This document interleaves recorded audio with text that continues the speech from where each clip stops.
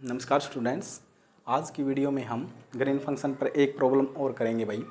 इस प्रॉब्लम को मैंने ट्रिक से करवा दिया था पार्ट नंबर 2 में, है ना। अब मैं इसको प्रोसीजर से निकालना चाहता हूँ। आंसर सेम आएगा, नो प्रॉब्लम, ठीक है। और जो ट्रिक है वो CSIR के लिए है और ये हम प्रोसीजर से करते हैं इसको 4 प्रॉपर्टी यूज़ करके। तो सॉल्यूशन लिखेंगे इसके, ग्रीन फंक्शन हम फाइंड करेंगे इसका भी। तो पहले ऑक्सिलरी फॉर्म लिखेंगे d² + 1। तो ठीक है, फिर इसके लिए सॉल्यूशन मैं अब डिटेल में पहली वीडियो देखिए आप, है ना। मैं अब आपका थोड़ा सा कंसेप्ट तगड़ा हो जाए उसके लिए मैं करवा रहा हूँ, प्रैक्टिस हो जाएगी। तो m² मतलब यहाँ से d की वैल्यू जो आएगी वो क्या आएगी भाई, प्लस माइनस आयोटा आएगी। तो इसके लिए जो yx लिखा जाएगा वो क्या आएगा, a cos x + b sin x, है ना। यहाँ अगर 2 होता तो 2 आ जाता है यहाँ थीटा में। क्लियर है। अब ये दोनों कंडीशन भी आप अप्लाई करेंगे तो ग्रीन फंक्शन हमने पिछली बार इसका निकाला था ना ट्रिक से, तो एग्जिस्ट तो करेगा वो, है ना। ये इसमें क्या बताते हैं देखो, जैसे मैं बता देता हूँ, मतलब कि ये a और b दोनों 0 आने चाहिए, वो आएंगे भी क्योंकि एग्जिस्ट किया था हमने, निकाला था ना। तो y 0, x की जगह 0 रखेंगे तो cos 0 क्या होता है, देखिए पहले तो y की जगह 0 रखिए, ये y की वैल्यू है, ये x की वैल्यू है। तो cos 0 1 और sin 0 0, तो एक तो आ गया भाई 0 हमारा। दूसरा π/2 पुट करेंगे इसी में, तो बताइए इसी में पुट करेंगे तो भैया यहाँ 0, x की जगह π/2, cos 0 होता है 1, है ना। तो अब की बार cos 90 0 हो जाएगा और sin 90 1 हो जाएगा, तो अब की बार b 0 आ जाएगा। तो अब दोनों ये पुट करेंगे तो सॉल्यूशन हमारा यहाँ आएगा y 0, मतलब कि ट्रिवियल सॉल्यूशन है। तो इसका मतलब ग्रीन फंक्शन इसका एग्जिस्ट करेगा। ये तो हुई एग्जिस्टेंस की बात। तो फर्स्ट प्रॉपर्टी क्या है भाई ग्रीन फंक्शन की? फर्स्ट प्रॉपर्टी ये है कि हम प्रॉपर्टी नंबर 1 में इसी फॉर्म में इसका जो है ग्रीन फंक्शन एग्जिस्ट करेगा। gxt =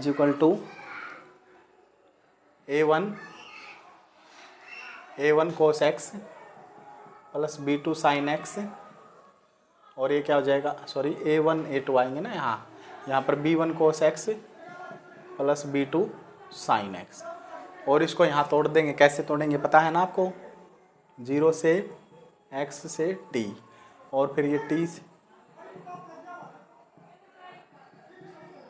π/2, है ना, वहाँ पर जो लेंथ दे रखी है, इस तरह से आपने तोड़ देना।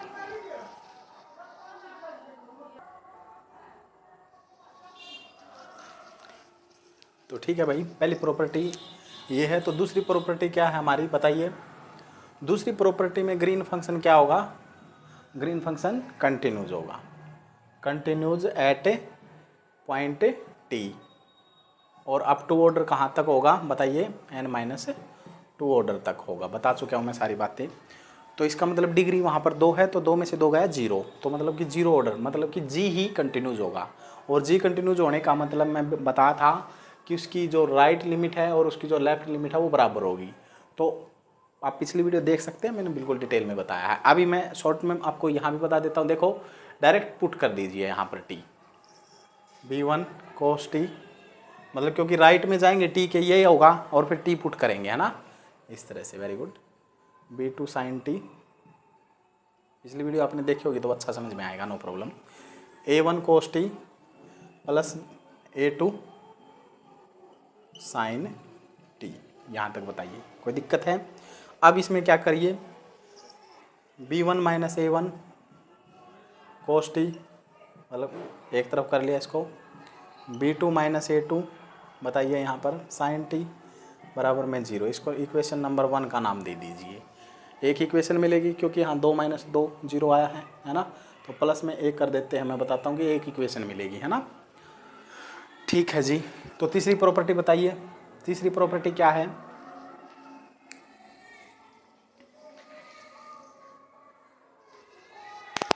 तीसरी प्रॉपर्टी क्या है भैया?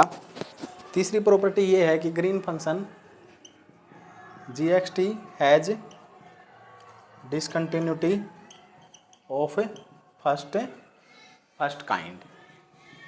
और किस ऑर्डर तक होगी बताइए? जैसे ये ऑर्डर था n-2, तो यहाँ होगा n-1 ऑर्डर तक। n-1 का मतलब 2 - 1, तो 2 - 1 मतलब 1, मतलब देखिए जो भी डिग्री है, सॉरी जो भी डिग्री है उसमें से 1 घटाइए, तो 2 में से 1 गया 1, एक पार्शियल डेरिवेटिव जी का, समझ में आ रहा है ना, मैंने बताया था अच्छी तरह से। यहाँ पर 2 आए तो 2 पार्शियल डेरिवेटिव, 3 आए तो 3 पार्शियल डेरिवेटिव, वो एक इक्वेशन आती है यहाँ से ज़्यादा आ सकती है ना। तो अब कर ली जी बाई कर ली एक्स कर दीजिए, ये होगा इसका, है ना। तो इसका करेंगे हम, और वो डिसकंटिन्यूटी रखेगा। और एक बात और बताया था, और किस पॉइंट पर रखेगा, एट पॉइंट टी, और उसका मैग्नीट्यूड क्या होगा 1/p0। p0 क्या था, जो हाईएस्ट डेरिवेटिव है उसका कोफिशिएंट जो कि 1 है। सारी बातें मैं बता चुका हूँ। तो इसको मैं लिखेंगे कर ली जी बाई कर ली एक्स, टी का पॉजिटिव माइनस कर ली जी बाई कर ली एक्स, टी का नेगेटिव, बराबर में -1/p0 का कोफिशिएंट 1। तो ठीक है, यहाँ करते हैं आप इसको। तो बताइए कर ली जी बाई कर ली एक्स, टी के पॉजिटिव में ये है, साथ में इसका डेरिवेटिव करें और टी भी पुट कर दें। तो क्या आएगा b1 cos x का डेरिवेटिव sin x, और साथ में टी भी पुट कर दे। और फिर बताइए प्लस में b2 sin x का, अच्छा cos x का डेरिवेटिव बताइए, माइनस sin x होता है ना, तो माइनस आ जाएगा, नो प्रॉब्लम। प्लस में b2 sin x का cos x, और टी भी पुट कर दे साथ में, ऐसे। फिर ये बताइए नेगेटिव में, मतलब देखिए टी का लेफ्ट है, सॉरी टी का राइट है, तो टी के राइट में देखिए ये है वैल्यू, और टी के लेफ्ट में ये वैल्यू है। समझ में आ रहा है ना आपको, सारी बातें मैं बता चुका हूँ पिछली वीडियो में, इसलिए मैं अब डिटेल में नहीं बता रहा इसमें, है ना। तो बताइए भैया, ये डेरिवेटिव करते करते जाएं, तो a1 कोस का साइन एक्स माइनस का साइन एक्स, ठीक है। और प्लस में आ जाएगा आपका a2 साइन एक्स का कोस एक्स, और x की जगह t भी रिप्लेस कर देना साथ में, और बराबर में आ जाएगा -1। बताइए कोई दिक्कत है यहाँ तक। तो देखिए इसको थोड़ा सा सॉल्व करेंगे, तो b1 sine T plus b2 cos T minus minus plus a1 sine T, और ये a2 कोस टी बराबर में आ जाएगा -1। अब देखिए ये यहाँ पर b1 है ना, तो अब देखिए इनमें से यदि कॉमन, इनको मतलब क्या करें, माइनस कॉमन ले, b1 minus a1 sine T, और प्लस में यहाँ से b2 minus a2 cos t. आप बोलेंगे, क्या बोलेंगे आप पता है, आप बोलेंगे जी सीधा साइन टी कॉमन ले सकते थे भैया, कोई दिक्कत नहीं है, ये आता इस टर्म को समझिए आप। लेकिन इसमें ना फिर मैं जैसे कि मैं पुट करूँगा, जैसे कि पिछला सवाल आपने देखा हो सी के माइनस बी के, इस तरह से पुट किया था। तो 1 पुट करूँगा तो b1 माइनस a1, 2 पुट करूँगा b2 माइनस a2, इस तरह से नहीं बनता ये, है ना। तो इसलिए मैंने कॉमन लिया है ताकि मैं वो यूज कर पाऊँगा, और आगे इन कॉन्स्टेंट की वैल्यू भी निकालनी है मेरे को, है ना। तो इसलिए मैंने कॉमन लिया माइनस। आई होप आप समझ गए होंगे इस चीज़ को। बताइए भैया, इतनी बात क्लियर है। यदि इतनी बात क्लियर है तो इस इक्वेशन को नाम दे दीजिए भैया आप 2 इक्वेशन। क्लियर है। अब चौथी प्रॉपर्टी क्या है, समझ में आया है। एक बार मैं यदि आपको थोड़ी सी चौथी प्रॉपर्टी से पहले मैं एक बात बता देता हूँ आपको, या पहले चौथी प्रॉपर्टी लगा लें, चौथी प्रॉपर्टी बाद में लगाएंगे, एक बार आप समझे। सी के को मैं बोल देता हूँ सी के बी के माइनस ए के, और के कहाँ जाएगा आपकी बार 1 और 2 से जाएगा, क्योंकि 2 ही वैल्यू है। वो 4 वाला करवाया था तो 4 तक गया था। तो इन इक्वेशन को मैं दोबारा लिख लेता हूँ, एक तो इस इक्वेशन को, एक इस इक्वेशन को सी की फॉर्म में। तो देखिए पहले मैं इसको लिख लूँ, तो b1 माइनस a1 यहाँ भी पुट करेंगे तो ये हो जाएगा c1 cos t, ठीक है। फिर आ जाएगा c2 sin t, और बराबर में भैया 0, ठीक है। और जो दूसरी इक्वेशन होगी, दूसरी इक्वेशन बताइए क्या होगी। दूसरी इक्वेशन होगी हमारी -c1 sin t, समझ में आ रहा है ना, और प्लस में c2 cos t बराबर में होगा आपकी बार -1। यहाँ तक क्लियर है। ऐसे करना है। अब इन इक्वेशन को आप नाम दे दीजिए 3, और इसको नाम दे दीजिए 4। रीरिटन कर लिया अपन, ठीक है। तो अब क्या करना भैया, प्रॉपर्टी नंबर 4 लगाएंगे। क्या कहते हैं प्रॉपर्टी नंबर 4, बताइए कि जो ग्रीन फंक्शन है सेटिस्फाइज करता है ऑल बाउंड्री कंडीशन, जो भी बाउंड्री कंडीशन है उनको क्या करता है ग्रीन फंक्शन सेटिस्फाई करता है। तो क्या क्या कंडीशन है हमारी बताइए। तो जी एक्स टी, तो एक्स की जगह एक बार जीरो है तो जीरो टी और बराबर में जीरो पुट कर देना है। दूसरा है, इसको मैं इरेज ही कर लेता हूँ यहाँ से, दूसरा है जी पाई बाई टू और टी, ये यहाँ से उठाने होते हैं ना, समझ में आया है आपको। आप पुट कीजिए जी जीरो टी, जीरो इसमें एग्जिस्ट करता है तो इसमें जीरो पुट कर दीजिए। तो जीरो, ये तो देखो ये तो बराबर वाला जीरो है और इसमें जीरो पुट करूँगा, कोस जीरो 1 है और साइन जीरो 0, तो इसका मतलब a1 की वैल्यू 0 आ गई। इसको इक्वेशन नंबर 5 का नाम दे दीजिए। इसी तरह से इसमें पुट कीजिए। अब t है तो t इसमें लाई करता है, देखिए t इसमें लाई करता है, इसमें नहीं है, तो t इसमें है तो यहाँ 0 तो आएगा ये वाला। अब cos pi by two, cos zero 1 है तो कोस पाई बाई टू आपकी बार 0 हो जाएगा, तो लेकिन साइन पाई बाई टू 1 होगा तो b2 की वैल्यू आ जाएगी। ये बताइए यहाँ तक क्लियर है। अब a1 b2 की वैल्यू आ चुकी, a1 b2 की। अब ये वैल्यूज कैसे निकालनी है, बस वे वैल्यूज निकाल लेंगे ये, और तो इसमें पुट कर देंगे ग्रीन फंक्शन आ जाएगा। ऐसे ही तो था। अब इन वैल्यूज को निकालने के लिए यहाँ पर भैया आपको क्रॉस मल्टीप्लिकेशन मेथड लगाना है इन इक्वेशन में, मैंने इसीलिए इसको लेट किया है C1 C2 इस तरह से, ठीक है। और ये समझना है इस तरह से, ये सवाल मैं करवाना चाहता था स्पेशली, क्योंकि अब आपको समझ में आ जाएगा भाई क्रॉस मल्टीप्लिकेशन से वैल्यू निकलेंगी यहाँ पर, ठीक है ना। तो मैं करवाता हूँ, फिलहाल इसको नोट कीजिए भाई। तो देखिए भाई, अब यहाँ पर क्रॉस मल्टीप्लिकेशन मेथड लगाएंगे हम। क्रॉस मल्टीप्लिकेशन मेथड कैसे लगाएंगे वो देखिए। इसको लगाने से पहले आप एक बात समझिए कि यहाँ पर बराबर में 0 है भाई, आप इसको मतलब यहाँ पर कुछ नहीं है तो प्लस में 0 लिख लीजिए, है ना। और यहाँ पर भी कुछ नहीं है, ये माइनस का 1 है तो इस तरफ जाके प्लस का 1, उसको माइनस का 0, मतलब कि ये समझो आप है मैंने क्या किया है पता है, यहाँ पर एक टर्म, दो टर्म, तीन टर्म बनाई है, यहाँ कुछ नहीं था प्लस में 0 लिख लिया, और यहाँ पर तो तीसरी टर्म ऑटोमेटिक बन जाएगी। यहाँ -1 था तो वो +1 हो जाएगा। यदि नहीं होता यहाँ पे 0 होता तो यहाँ भी प्लस में 0 लिख लेते हैं ना, तो वहाँ पर ऐसे ये कर लेना। तीन टर्म बनाने के बाद अब समझिए आप, तो क्रॉस मल्टीप्लिकेशन मेथड लगाएंगे तो C1 यहाँ पर एक वैल्यूज आएगी, वो वैल्यू कैसे आएगी मैं बताऊँगा। C2 यहाँ पर भी बटे में इसके एक वैल्यू आएगी, वो कैसे आएगी वो मैं बताता हूँ आपको। तो देखिए C1, तो इसको ढक लीजिए आप। इसको ढकने के बाद इतनी बात समझ में, इसको छुपा लीजिए। इसको छुपाने के बाद आप ये बताइए, ये बचे हैं तो इसकी मल्टीप्लाई कीजिए sin t और ये 0 डिटरमिनेंट वैल्यू है, मतलब इस तरह से बनेगा sin t 0 cos t और फिर यहाँ 1, तो ये हो जाएगा और ये 0, तो कुल मिला के यहाँ sin t आएगा बटे में। समझ में आया है। क्रॉस मल्टीप्लिकेशन मेथड यूज़ कर रहा हूँ, आपने पढ़ा हुआ 10वीं क्लास में। ये गया, अब ये गया तो ये बचा है। अब की बार दूसरे में जो करते हैं ना वो ऐसे नहीं करते।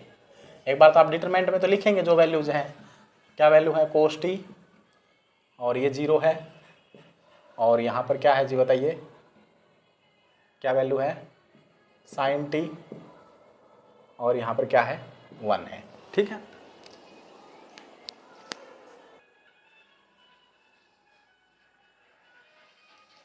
ठीक है ना। इसका कोफिशिएंट लिखना है यहाँ, कोफिशिएंट देखिए यहाँ पर क्या लिखेंगे, इसका कोफिशिएंट लिखेंगे। तो ये बताओ, फिर इसकी ऐसे मल्टीप्लाई तो ये 0, तो क्या आ जाएगा बताइए, यहाँ आ जाएगा cos t, सॉरी ये पहला था ये दूसरा था। दूसरे में कैसे करना है ये समझिए। अभी हमने पहले में भी ऐसे गुणा करनी है, तीसरे में भी ऐसे गुणा करनी है, लेकिन दूसरे में नहीं है, ऐसे गुणा करनी है, समझिए ये बात। दूसरे में हमने कैसे गुणा करनी है, इस तरह से करनी है। ये नॉन मतलब प्रिंसिपल डायगोनल से करते हैं हम फर्स्ट और थर्ड में, लेकिन जो दूसरा है उसमें नॉन प्रिंसिपल डायगोनल करेंगे, फिर प्रिंसिपल डायगोनल की करेंगे, तो ये हो जाएगा 0 और फिर ये माइनस आता तो माइनस का cos t आएगा जी। यहाँ पर फर्क नहीं आना चाहिए बात में। आगे देखें, ये ढक लीजिए तो cos square t sin square t सीधा भी कर दीजिए यार, क्या दिक्कत है।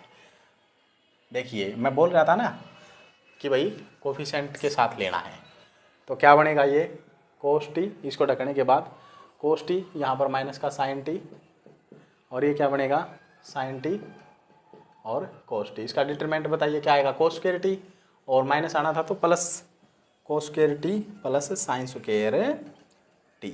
आइडेंटिटी होती है 1 हो जाएगा, पता है हमें, ठीक है, यूज करेंगे इसको भी। अब ये 1 हो जाएगा तो इसको यूज कर लीजिए। यहाँ पर क्या आ जाएगा 1/1, केवल 1 बचा है कुल मिला के यहाँ, ठीक है।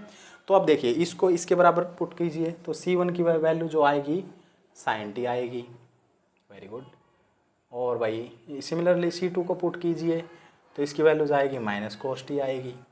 अब C1 आपने क्या मानना है, B1 माइनस A1 मानना है साइन टी, और C2 क्या मानना है, B2 माइनस A2 मानना है।